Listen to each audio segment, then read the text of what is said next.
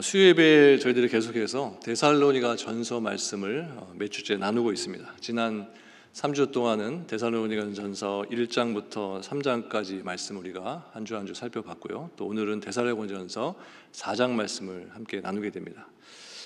데살로니가 전서는 총 5장으로 구성되어 있는데 내용적으로 구분을 하자면 크게 두 부분으로 나눌 수가 있습니다. 지난주까지 살펴봤던 1장부터 3장을 한 부분으로 볼 수 있겠고, 또 오늘 본문과 다음 주 본문인 4장과 5장 말씀이 뒷부분에 해당된다고 할 수 있습니다. 먼저 앞부분인 1장에서 3장까지 말씀에서는 데살로니가 교회에 대한 그 성도들에 대한 칭찬과 감사의 내용을 담고 있습니다. 바울은 데살로니가 성도들이 신앙생활을 한 지 오래되지 않은 성도들임에도 불구하고 그들이 훌륭하게 성장을 하고 또 믿음 또한 잘 지키고 있는 것, 이것에 대해서 칭찬하고 또한 감사한 마음을 가졌습니다. 그런데 이들은 아직 성숙하지 못한 초신자들로서 몇 가지 약점 또한 가지고 있었던 것 같습니다. 그래서 바울은 이제 4장과 5장에서 이러한 문제들에 대한 실제적인 신앙의 교훈과 권면을 그들에게 제시해주고 있는 것을 보게 됩니다. 지금 우리들 또한 스스로를 볼 때 데살로니가 성도들처럼 꽤 괜찮은 것 같이 보일 수 있겠는데요, 역시나 우리들 또한 부족한 부분들이 많이 있는 우리들인 것을 알게 됩니다. 그래서 오늘 본문 말씀을 통해서 우리들이 내 자신의 가지고 있는 그런 부족한 부분들이 무엇인지 함께 바라보면서 점검하면서 또 하나님께 회개하고 다짐하는 시간이 되었으면 합니다. 본문 3절부터 6절까지 말씀을 제가 다시 읽어드리겠습니다. 하나님의 뜻은 이것이니 너희의 거룩함이라 곧 음란을 버리고 각각 거룩함과 존귀함으로 자기 아내 대할 줄을 알고 하나님을 모르는 이방인과 같이 세욕을 따르지 말고 이 일에 분수를 넘어서 형제를 해하지 말라. 이는 우리가 너희에게 미리 말하고 증언한 것과 같이 이 모든 일에 주께서 신원하여 주심이라. 여기 말씀에서 바울은 성도들의 신앙생활에 있어서 방해가 되는 것이 있는데 그것은 바로 음란이다라고 이렇게 말하고 있습니다. 3절에서 바울은 음란을 버리고 이렇게 이 말을 한 이후에 4절 이하에서 무엇을 행해야 하는지를 구체적으로 말해주고 있습니다. 먼저 4절에서 거룩함과 존귀함으로 자기의 아내를 대하라고 했습니다. 그리고 5절에서는 세욕을 따르지 말라고 했고, 또 이어서 6절에서는 분수를 넘어서 형제를 해하지 말라 이렇게 말합니다. 호세아서 5장 4절에 보면 이런 말씀이 있습니다. 그들의 행위가 그들로 자기 하나님에게 돌아가지 못하게 하나니 이는 음란한 마음이 그 속에 있어 여호와를 알지 못하는 까닭이라. 음탕이 성도로 하여금 하나님을 알지 못하게 한다고 했습니다. 하나님을 아는 것을 방해하고 막는다고 했습니다. 그만큼 음란이 우리 성도들에게 있어서는 무서운 것이다 라는 것을 알려주는 겁니다.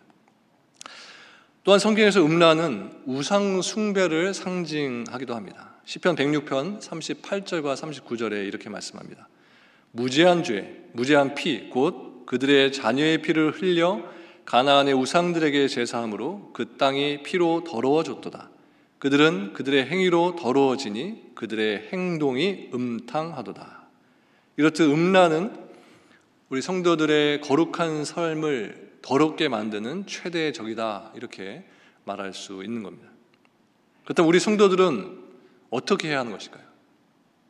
바울은 데살로니가전서 5장 23절에 보면 이렇게 우리들에게 그 방법이 무엇인지를 알려주고 있습니다.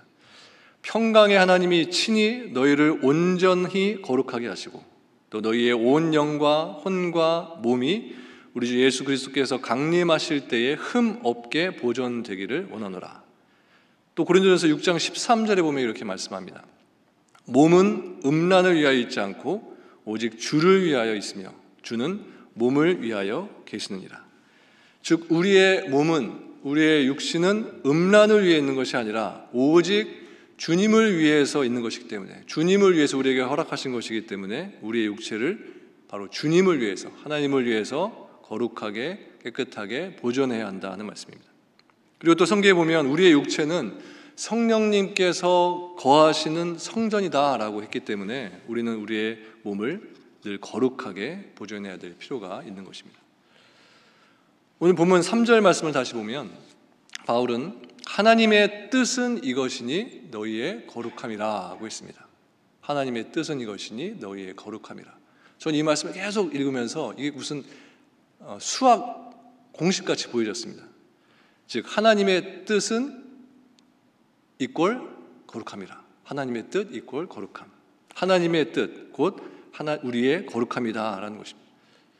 오늘 본문 7절에서 말씀하는 것도 똑같은 말씀입니다. 하나님이 우리를 부르심은 부정하게 하심이 아니요 거룩하게 하심이니. 하나님의 부르심 곧 하나님의 뜻이 바로 우리 성도들의 거룩함에 있다라고 말씀합니다. 여기서 사용된 거룩, 이 거룩이라는 말은 하나의 과정을 나타내는 말이다라고 할 수 있습니다. 우리의 옛사람의 모습이 사라지고 새로운 피조물로서 변화되어져 가는 과정이다라는 것입니다.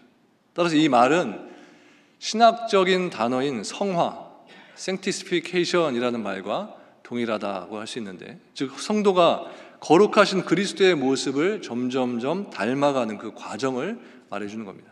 그리고 더 나아가서는 이 과정을 우리 성도들이 성실하게 모두가 다 통과해서 거룩을 완성하는 것, 이것이 성도들을 향한 뜻이다, 성도들을 향한 하나님의 크신 바람이다라는 것을 오늘 본문에서 바울이 우리들에게 들려주는 것입니다.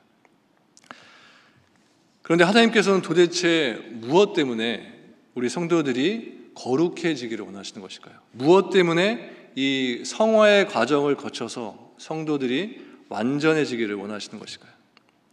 그 이유는 바로 하나님 자신께서 거룩하시기 때문입니다. 거룩은 하나님의 성품을 나타내는 가장 대표적인 속성이다라고 말할 수 있습니다. 결국 하나님께서는 하나님의 자녀들인 우리 우리들에게도 하나님을 본받고자 하는 그 바라심이 있는 것입니다. 하나님께서 거룩 그 자체이시기 때문에, 하나님은 거룩하시기 때문에 하나님의 자녀들인 거룩한 백성들이, 우리 성도들도 하나님과 같이 거룩의 모습을 가지고 살도록 그러한 삶을, 거룩을 우리들에게 요구하신다는 겁니다. 따라서 성도는 이것은 거룩해지는 것, 이 거룩해지는 이 성화의 삶은 그냥 옵셔널한 삶이 아니라 우리들이 반드시 날마다 거룩해지기 위해서 힘써야 하는 부분인 겁니다.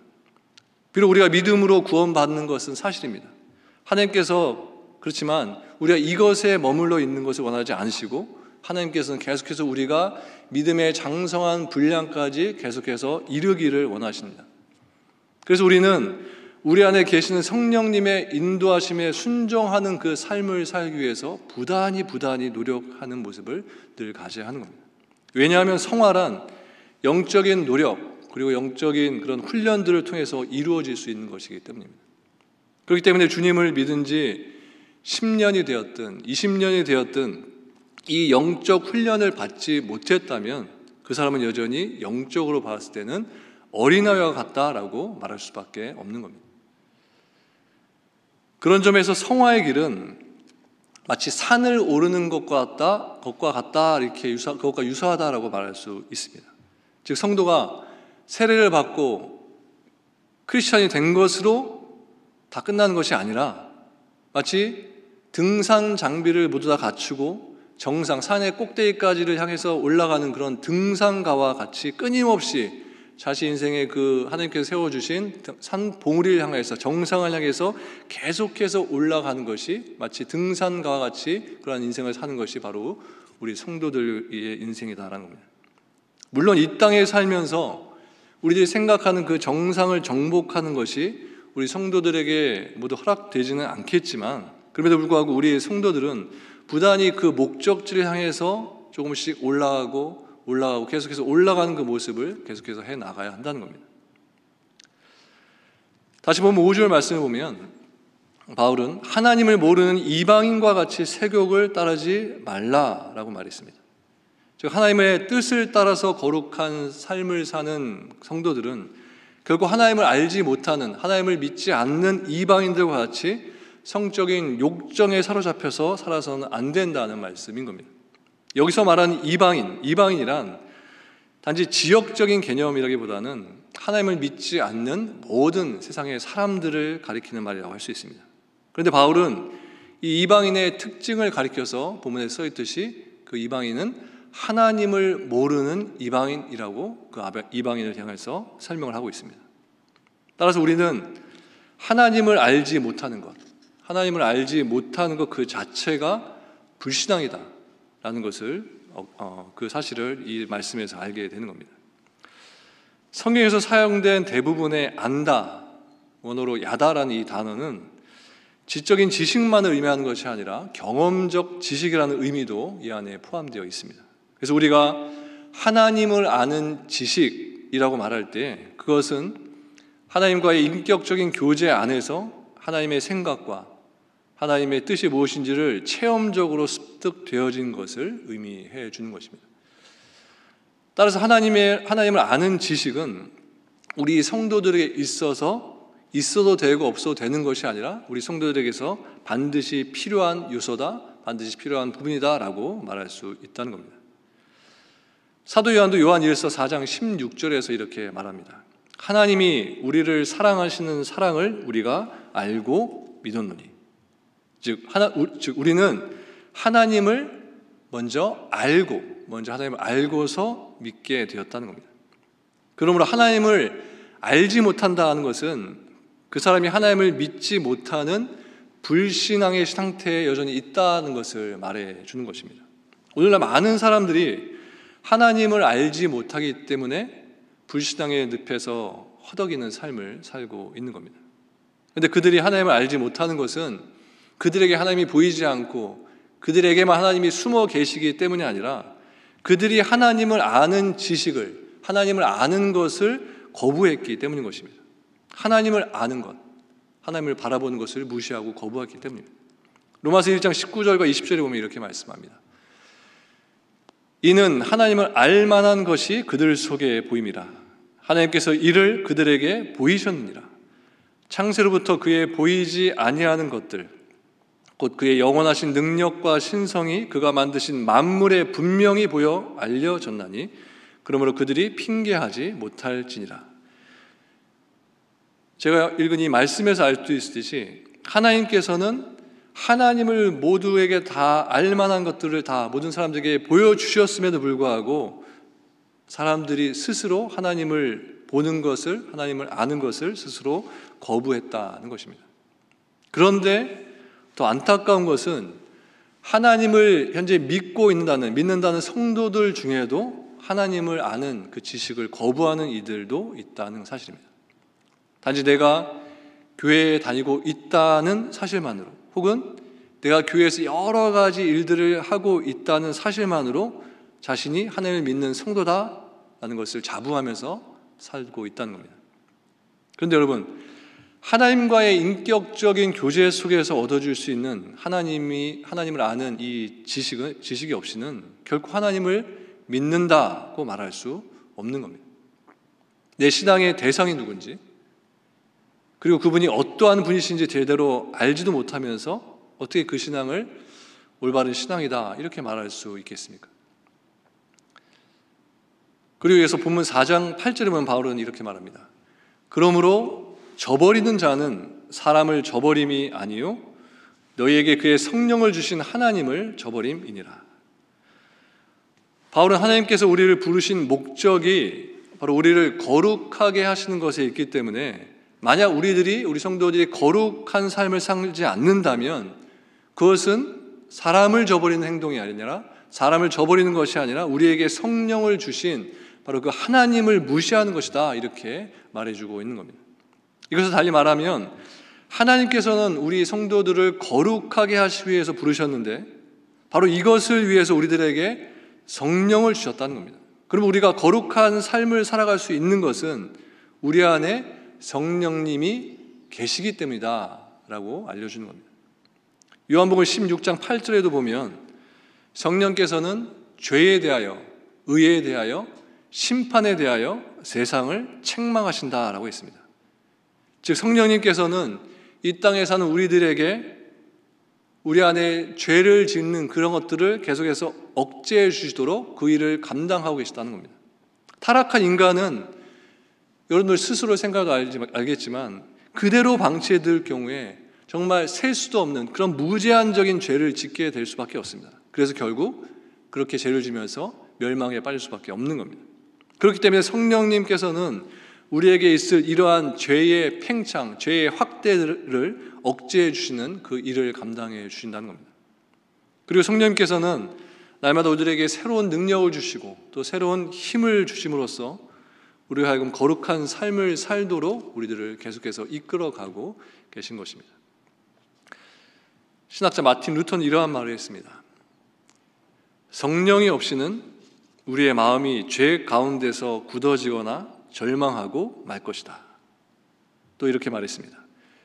죄를 늘 품고 있는 자는 자신 안에서 성령을 쫓아버린다. 성령님은 죄와 함께할 수 없기 때문이다. 이러한 말을 했습니다.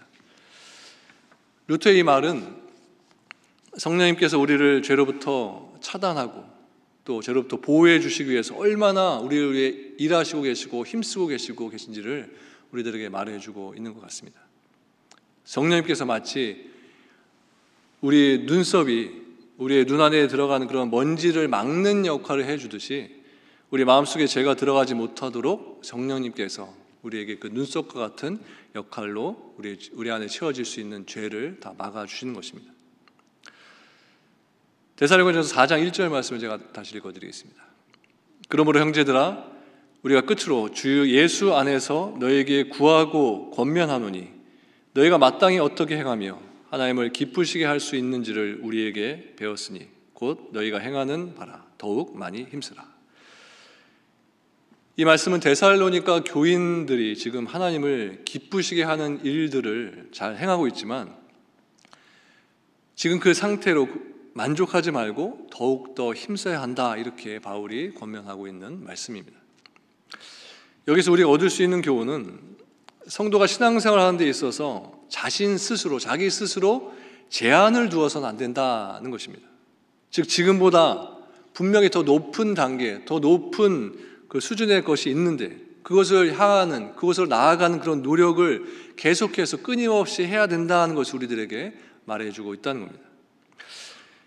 일반적으로 사람들은 조그마한 성과에도 쉽게 스스로 만족하는 그런 경향이 있습니다. 이 정도면 괜찮아. 이 정도면 내 실력에 비해서 성과가 좋아. 충분해. 잘했어. 라고 하면서 스스로 만족해하면서 그곳에서 만족스에서 멈추는 겁니다. 그 가운데서 중단하는 것입니다. 그리고 더 이상 이미 나에게 만족이 채워졌기 때문에 스스로 자기 자신을 칭찬하고 인정했기 때문에 그 이후로는 더 이상 자기에게 시도나 더 높은 곳을 올라가고자 하는 노력이 보이지 않는다는 것입니다. 예를 들어서 시합을 앞둔 운동선수가 얼마간의 고된 훈련을 마친 후에 자기 스스로 생각하면서 이 정도 실력이면 이번 올림픽에 나가서 분명히 금메달을 딸 수 있을 거야 라고 하면서 그 순간부터 지금까지 해오던 모든 순간과 노력을 중단한다면 어떻게 되겠습니까? 당연히 그 사람은 올림픽에 나가서 금메달도 못 딸 것이고 아무런 메달도 따지 못할 겁니다. 그리고 스스로 이렇게 고백하게 될 겁니다. 내가 그때 실력이 최고치에 올라갔을 때 그리고 훈련한 중에서 내가 그 훈련을 중단하지 말고 그 순간에 만족하지 않고 더 노력하고 더 힘썼어야 되는데 라고 하면서 당연히 후회했을 겁니다. 당연히 운동선수는 그가 운동선수로서 마지막까지 은퇴하는 그 순간까지 끝까지 최선을 다하면서 반복적인 훈련을 해야 하는 것입니다. 이것은 우리 성도들의 신앙의 경주에 있어서도 마찬가지다라고 여겨집니다.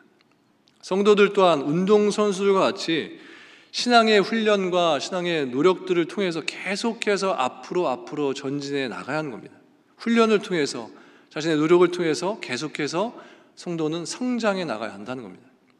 에베소서 4장 13절에 보면 이렇게 말씀합니다. 우리가 다 하나님의 아들을 믿는 것과 아는 일에 하나가 되어 온전한 사람을 이루어 그리스도의 장성한 분량이 충만한 데까지 이르리니. 마치 어린아이가, 갓난아이가 세상에 딱 태어나서 성인으로 어른으로 성장해 나가듯이 성도들 역시도 계속해서 자라서 그리스도의 장성한 분량, 그 수준에까지, 그 단계까지 이르러야 한다는 겁니다. 그렇기 때문에 자라지 않는 신앙은, 성장하지 않는 신앙은 죽은 신앙이라고 할 수 있고 당연히 그 사람에게는 아무 열매도, 하나님께서 원하시는 선한 열매가 전혀 맺힐 수가 없게 되는 것입니다. 또 에베소서 4장 14절과 15절도 이렇게 말씀하고 있습니다. 이는 우리가 이제부터 어린 아이가 되지 아니하여 사람의 속임수와 간사한 유혹에 빠져 온갖 교훈의 풍조에 밀려 요동하지 않게 하렴이라. 오직 사랑 안에서 참된 것을 하여 범사에 그에게까지 자랄지라. 그는 머리니 곧 그리스도라. 따라서 성도가, 우리 모두가 아무런 노력도 하지 않고 신앙생활을 단지 편하게 쉽게 가볍게만 여기고 한다면 그는 결코 자라지 못해서 늘 어린아이의 수준의 그 모습에 멈춰져 있을 수밖에 없다는 겁니다. 그래서 당연히 어린아이의 수준에 멈춰져 있기 때문에 생각도 어린아이의 수준에 밖에 갖지 못하는 겁니다. 행동도 어린아이이기 때문에 어린아이와 같이 철없는 행동들을 계속해서 보이게 될 수밖에 없는 겁니다. 우리는 성도로서 생각의 깊이도 점점 더 깊어져야 하고 우리의 영적인 모습들도 점점 더 성숙해져가는 모습이 있어야 하는 겁니다. 그래서 바울이 1절에서 말하는 것은 어린아이의 모습, 너희들의 지금 현재 보여지는 어린아이의 모습에서 멈춰져 있지 말고 그것에 만족하지 말고 더 성장해서, 지금보다 더 성장해서 성인이 되라, 어른이 되라, 믿음의 장성한 분량에까지 반드시 이뤄야 된다라고 말해주는 겁니다. 어린이 아이가 할 수 있는 것, 지금 너희들이 하는 것에 단지 만족하지 말고 더 성장해서 하나님께서 원하시는 그 일까지 감당하게 되는 그 수준에까지 이르라 말씀해 주는 겁니다. 바울은 더욱 많이 힘쓰라 하고 있습니다. 더욱 많이 힘쓰라. 오늘 설교의 제목이 더욱 많이 힘쓰라입니다. 데살로니가전서 전체에서 바울이 데살로니가 교회 성도들에게 하고 싶은 말이 바로 이것이라고 생각됩니다. 지난주 본문이었던 3장 12절에서도 보면 바울은 이렇게 말했습니다. 또 주께서 우리가 너희를 사랑함과 같이 너희도 피차간에 모든 사람에 대한 사랑이 더욱 많이 넘치게 하사. 여기 넘치게 하사라는 말의 원어가 페리슈모라고 하는데요, 이 말의 뜻은 현재의 수준에 만족해서 안주하지 말고 더욱 넘치도록 많이 하라라는 의미의 단어입니다. 그래서 영어 성경에도 보면 overflow라는 이 단어를 쓰고 있는 것을 보게 됩니다. 이 overflow라는 단어가 하나님의 성품을 잘 드러내주는 단어다라고 생각됩니다. 하나님은 긍휼과 자비가 넘치는 하나님이시기 때문에 우리들에게 넘치도록 늘 풍성한 은혜를 베풀어 주시고 사랑을 베풀어 주시는 것입니다. 이렇게 우리에게 넘치도록 부어주시는 하나님께서는 우리들 또한 하나님께 드리는 데 있어서 인색하지 않고 넘치도록 날마다 드리기를 원하시는 것입니다. 바울은 빌립보 교회 성도들에게도 데살로니가 교회 성도들에게 준 내용과 같이 비슷한 말을 하는 것을 보게 됩니다. 빌립보서 1장 9절에서 11절 말씀을 제가 읽어드리겠습니다. 내가 기도하노라. 너희 사랑을 지식과 모든 총명으로 점점 더 풍성하게 하사 너희를 지극히 선한 것을 분별하며 또 진실하여 허물 없이 그리스도의 날까지 이르고 예수 그리스도로 말미암아 의의 열매가 가득하여 하나님의 영광과 찬송이 되기를 원하노라. 여기 9절에 점점 더 풍성하게 한다는 말씀이 똑같이 overflow라는 단어입니다. 하나님께서는 우리의 사랑과 믿음이 단지 정체되어 있고 그 양이 멈춰져 있는 것이 아니라 그 사랑과 믿음이 넘쳐 흐를 정도로 그렇게 풍성하게 되어서 그것을 하나님을 기쁘시게 하기를 원하시고, 또 데살로니가서 3장 12절 말씀과 같이 이 넘치는, 나에게서 넘치는 이 사랑으로서 모든 사람들에게 사랑을 나눠주기를 원하신다는 것을 알 수 있는 것입니다. 조금 전에 읽었던 빌립보서 1장 9절부터 11절까지의 말씀을 짧게 정리하면 이렇게 정리할 수 있습니다. 너희 사랑을 점점 더 풍성하게 하사 의의 열매가 가득하여 하나님의 영광과 찬송이 되기를 원하노라. 바울이 강조하는 것이 바로 이 더욱, more라는 단어다라고 생각됩니다. 점점 더 애쓰고 점점 더 노력해서 그래서 의의 열매를 맺는 삶을 살라 하는 겁니다. 왜냐하면 그것이 바로 하나님에게 영광이 되고 하나님께 찬송이 되는 것이기 때문에 라는 것입니다. 신앙생활은 더와 덜의 싸움인 것 같습니다. 하나님께서는 계속 우리들에게 더, 지금보다 좀 더 이렇게 요구를 하시지만 우리들은 반대로 더가 아니라 덜, 지금 너무 힘드니까 지금보다 덜 이렇게 계속 원하는 것 같습니다. 그래서 하나님의 요구하는 더와 우리들이 바라는 덜이 항상 상충하는 것 같습니다. 하나님은 more and more, 점점 더, 지금보다 조금 더를 원하시지만 우리는 more and more가 아니라 less and less, 지금보다 조금 덜 하면 안 될까요? 조금 덜 줄여주시면 안 될까요? 이렇게 하나님이 원하시는 것과 반대 방향으로 가고 있다는 겁니다. 더 말씀 보고, 더 기도하고, 더 봉사하고, 또 더 감사하면서 헌금 생활해야 하는데 우리는 반대라는 겁니다. 하나님은 더를 우리들에게 요구하시지만 우리는 내 인생의 나무에 있는 열매들이 이것저것 주렁주렁 맺혀서 무겁고 힘들다고 하면서 자꾸만 떼내어 버리는 겁니다. 집어다 던져버리는 겁니다. 그리고는 하나님께서 원하시지 않는 열매들, 내가 이 땅에서 얻고 싶고 내 인생의 나무에 걸고 싶은 그런 인생의 열매들을 이것저것 달고 살고 있는 우리들의 모습인 겁니다. 과하게 욕심을 부리는 과욕을 하면서 살고 있고, 과하게 음식을 먹는 과식을 하면서 살고 있고, 과하게 무리해서 달리는 과속의 인생을 우리들이 살고 있다는 겁니다.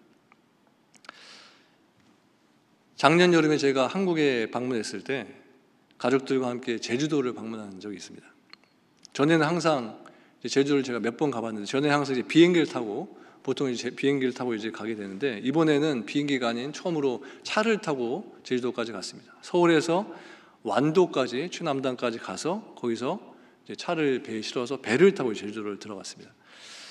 예전에 캐나다 오기 전에는 이제 서울에서 부산 가도 이제 차로 한 5시간 운전하니까 뭐 끝에서 끝이죠. 그래서 이렇게 5시간 장시간 운전하면 정말 몸이 좀 축 처질 정도로 너무 힘든 그런 운전이었는데 이제는 캐나다에서 워낙 장거리 운전을 많이 하다 보니까 뭐 5시간은 뭐 식은죽 먹기로 이렇게 별로 이렇게 힘들게 느껴지지 않은 여정이었습니다. 여러분들도 아시겠지만 한국 고속도로에는 정말로 많은 휴게소들이 곳곳에 있습니다. 그런데 제가 서울에서 완도까지 가는 길에 많은 휴게소보다 더 많은 것이 제 눈에 보여지는 것을 볼 수 있었는데 그것이 뭔가 하면 한국도로공사에서 붙여놓은 경고 현수막이었습니다. 졸음운전 경고 현수막입니다. 정말 몇백 미터마다 그냥 하나씩 계속 붙여 있는데요. 똑같은 글귀의 경고 현수막도 아니고 정말 다양한 글로써 졸음운전하지 말라는 현수막이 붙어 있었습니다. 화면에 보듯이 졸리면 제발 쉬었다 가십시오. 단 한 번의 졸음운전으로 모든 것을 이룰 수 있습니다. 또 천하장사도 당신의 눈꺼풀을 들 수 없습니다. 뭐 이런 기생천외한 말들로 메시지를 좀 잠을 깨울 수 있는 메시지를 이렇게 길 중간중간에 놓아서 운전자들이 졸지 않고 운전해서 목적지 갈 수 있도록 이렇게 길마다 붙여 있는 걸 봤습니다. 이처럼 바울이 성경을 통해서 우리들에게 반복적으로 주고 있는 경고문이 있다라고 생각이 되는데 그것이 바로 더욱 많이 힘쓰라라는 이 경고문, 이 메시지가 아닌가 생각됩니다.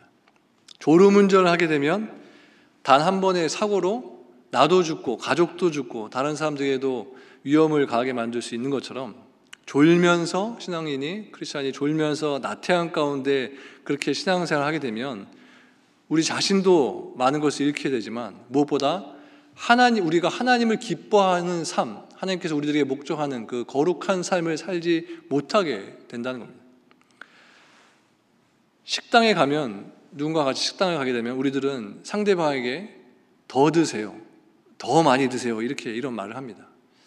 그렇게 말하는 것은 내가 좀 더 먹을 수도 있지만 양보하는 차원에서 또 상대방을 배려하는 차원에서 하는 것이고 또 그 말을 듣는 사람은 그 말을 들으면서 상대방이 나를 진심으로 대접하고 있구나, 또 나를 정말 사랑하고 나에게 관심을 가지고 있구나라는 걸 생각하게 됩니다.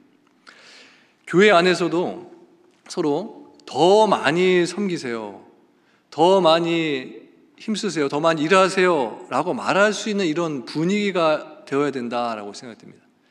그래서 그 이야기를 들었을 때 내가 더 섬길 수 있는 기회를 갖게 되었구나.